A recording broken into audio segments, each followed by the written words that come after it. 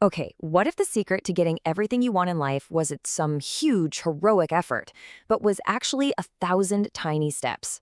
Today, we're diving into James Clear's Atomic Habits, and it's all built on this one really powerful idea that real, lasting change comes from the compound effect of all those tiny little decisions you make every single day. You know, we're always told that if you want big results, you need to take big, massive action. But this idea, it just flips that whole script on its head. It says the real architect of your future isn't some grand, dramatic gesture. Nope, it's the small, almost invisible choices. It's taking the stairs, reading just one page, putting your phone down for 5 minutes. That's where the real power is hiding. So, if you want to change your life, where do you even start? Our first instinct is to set some huge, ambitious goal, right? Lose 30 pounds, write a book. But Atomic Habits tells us to look in the complete opposite direction. It says to start with something so small it feels almost pointless. And that leads us to the first giant idea in the book. And honestly, it's a game changer.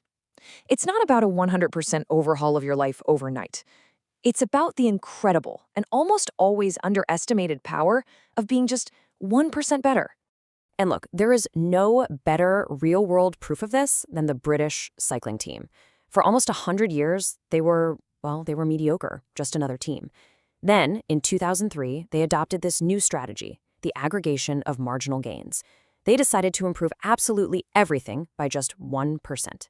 I'm talking bike seat comfort, tire grip, even the pillows their athletes slept on. And the result? They just dominated the entire sport for a decade.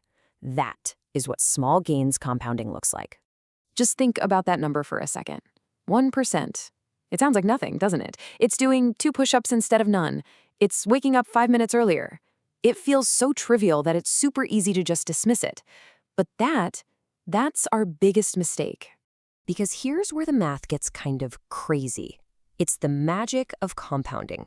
If you get just 1% better every single day for a year, you don't end up 365% better. No, because of that exponential curve, you end up a mind-blowing 37 times better than when you started. That's the explosive power of tiny, consistent effort. Okay, so if these tiny gains are so powerful, why don't we feel them right away? This is such a critical concept. We quit, usually, because we get stuck in what James Clear calls the Plateau of Latent Potential. Think about an ice cube in a cold room. If you raise the temperature from -3 degrees to -1, nothing seems to happen. But all that work is building up. It's only when you hit that breakthrough point, 0 degrees, that you finally see the transformation. Our habits work the exact same way. So if these consistent tiny actions are the key, how in the world do we make sure we stick with them? Well, this brings us to the next core idea. To really, truly make progress, we've got to shift our focus away from the finish line and put it on the starting line every single day. In other words, we need to focus on systems, not goals. So what's the difference really? A goal is the result you want, like winning the championship. A system is the process that gets you there, the daily practices, how you manage your team, all of it. Here's the thing, winners and losers, they often have the exact same goals. It's the system that separates them. If you're struggling to change, the problem probably isn't you, it's your system. Now this next idea, this is where things get really deep. Because true, lasting change isn't just about what you do. It's about who you believe you are.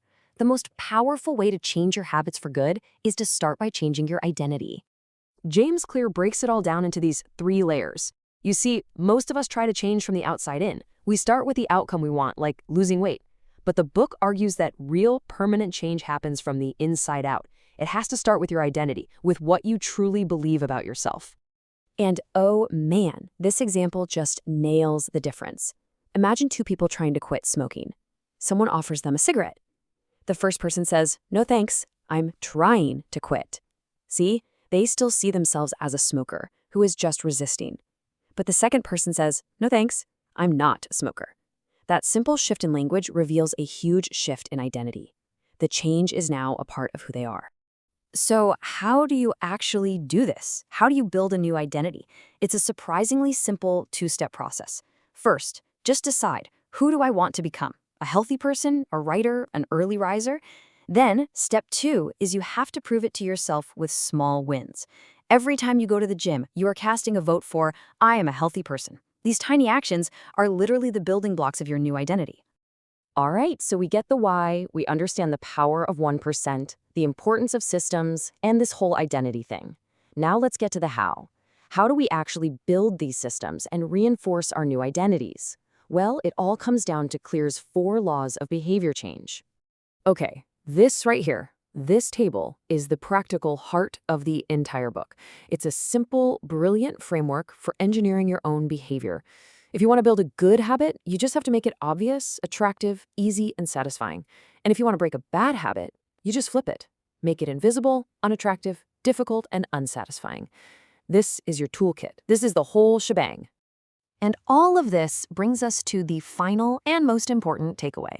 See, this isn't just about productivity hacks or being more efficient. It's about something way more fundamental.